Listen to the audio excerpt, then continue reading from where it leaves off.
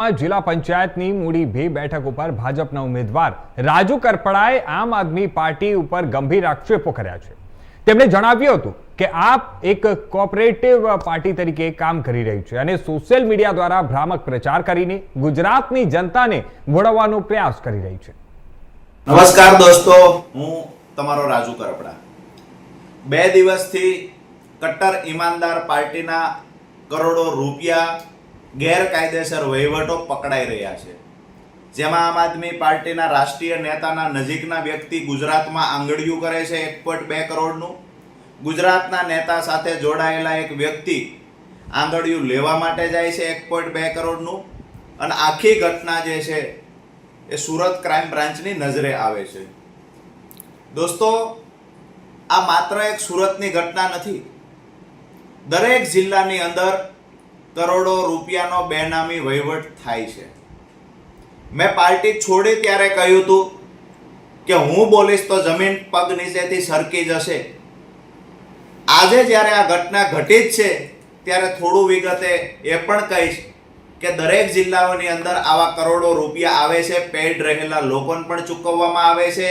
અમુક લોકો પાસે સ્ક્રિપ્ટેડ આયોજન પૂર્વક વિડીયો બનાવડાવવામાં આવે છે, સ્ક્રિપ્ટેડ ઇન્ટરવ્યૂ લેવામાં આવે છે, સ્ક્રિપ્ટેડ રીતે એડિટ કરી અને આમ આદમી પાર્ટીનો પોઝિટિવ, ખરેખર ગામડાઓની અંદર પોઝિટિવ લોકો વિચારે છે આવું બતાવવા માટે સ્ક્રિપ્ટેડ આયોજન પૂર્વક ઇન્ટરવ્યૂ, અમુક બનાવેલા બૂમ સાથે, જે ચેનલોના બૂમ હોય એવા નકલી બૂમો પણ બનાવવામાં આવે છે।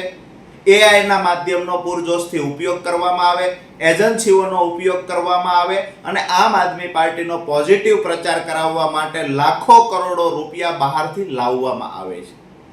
ખરેખર આ પૈસા જે આવે છે એ ખરેખર વાઇડ એન્ટ્રીના આવે છે ખરા? આ પૈસાને ઓન રેકોર્ડ ક્યાં બતાવવામાં આવ્યા છે એનો જવાબ કટ્ટર ઈમાનદાર લોકોએ આજે આપવો જોઈએ અને ગુજરાતની જનતા જવાબ માંગે છે।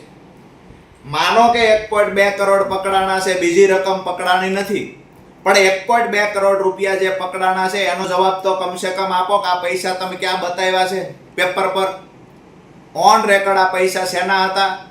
આ જવાબ ગુજરાતની જનતા માંગે છે।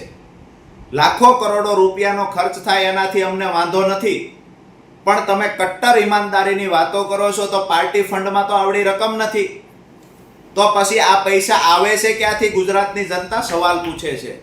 ગુજરાતના નિર્દોષ, ગરીબ, અભણ જે ખરેખર લોકો છે, ગામડાઓમાં રહેલા છે, જે કોઈની વાતમાં આવી જાય છે, આ લોકોને છેતરવા માટે થઈને આયોજનપૂર્વક સ્ક્રિપ્ટેડ ઇન્ટરવ્યૂ લેવા, સ્ક્રિપ્ટેડ પ્રચાર કરાવવો, સ્ક્રિપ્ટેડ લોકો પાસે પોઝિટિવ મેસેજ અપાવવો, વાતો કરવી, એજન્સીઓને કામ આપી ગામડે ગામડે સુધી એક કોર્પોરેટ કંપની જેવો એક આખી ઝાડ બિછાવીને ગુજરાતની જનતાને ગેરમાર્ગે દોરવા માટે આ ફંડનો ઉપયોગ થાય છે।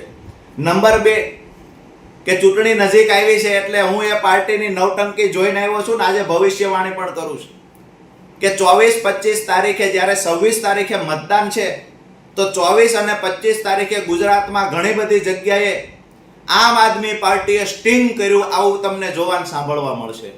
આમ આદમી પાર્ટીએ જનતા રેડ કરી આવું જોવાનું સાંભળવા મળશે। આ બધું સ્ક્રિપ્ટેડ હોય છે। 24-25 તારીખની હું આજે 21 તારીખે ભવિષ્યવાણી કરું છું। ગુજરાતની જનતાને ઘણું બધું આમ આદમી પાર્ટીની નવટંકી 24-25 તારીખે જોવા મળશે। ખાસ વિનંતી છે ગુજરાતના તમામ મતદારોને કે નવટંકી કરનાર લોકોને ઓળખી જજો। કટ્ટર ઈમાનદારીની વાતો કરી લાખો કરોડો રૂપિયા ખર્ચ કરી અને ગુજરાતની જનતાને ગેરમાર્ગે દોરવાના જે લોકો પ્રયત્ન કરે છે, એ લોકો સાથે જે એજન્સીઓ સંકળાયેલી છે, એ લોકો સાથે એઆઈના માધ્યમથી ઉપયોગ, પાર્ટીનો પોઝિટિવ પ્રચાર કરાવવા, બીજી પાર્ટીનો નેગેટિવ રીતે પ્રચાર કરાવવા માટે એઆઈનો જે ઉપયોગ ખાસ કરીને મહત્તમ આમ આદમી પાર્ટી ઉપયોગ કરે છે। ત્યારે આપ સૌને વિનંતી છે કે 26 તારીખે જ્યારે મતદાન કરવા જાવ ત્યારે આવા કટ્ટર ઈમાનદારની વાતો કરનારા લોકોને ઓળખી જજો। વધુમાં વધુ મતદાન ભારતીય જનતા પાર્ટી તરફ થાય એ અપીલ સાથે આપ સૌને લોકશાહી પર્વની ખૂબ ખૂબ શુભકામના। 26 તારીખે વધુમાં વધુ મતદાન થાય એ નમ્ર અપીલ કરું છું। આપ સૌનો આભાર। હવે હાલ સ્થાનિક સ્વરાજ્યની ચૂંટણીનો માહોલ ચાલી રહ્યો છે। હવે ચૂંટણીના મતદાનમાં ગણતરીના દિવસો બાકી છે અને તેના વચ્ચે આ પ્રકારનો જ્યારે હવાલાકાંડ સામે આવી રહ્યો છે, આ કૌભાંડ સમગ્ર ઝડપાઈ રહ્યો છે, એસઓજીને મોટી સફળતા મળી છે.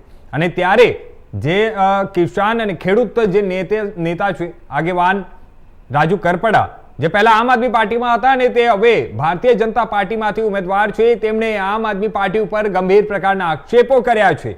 બીજી તરફ આપણે વાત કરીએ તો હવે આવનારા 3 દિવસ પછી જ્યારે મતદાન યોજાઈ રહ્યો છે, મતદાનનો દિવસ છે, ત્યારે આ સમગ્ર વસ્તુ હવે જોવાનું એ રહેશે કે ત્યાં ગુજરાતની જે પ્રજા છે, ગુજરાતના સ્થાનિક લોકો કોના ઉપર વધારે વિશ્વાસ મૂકે છે.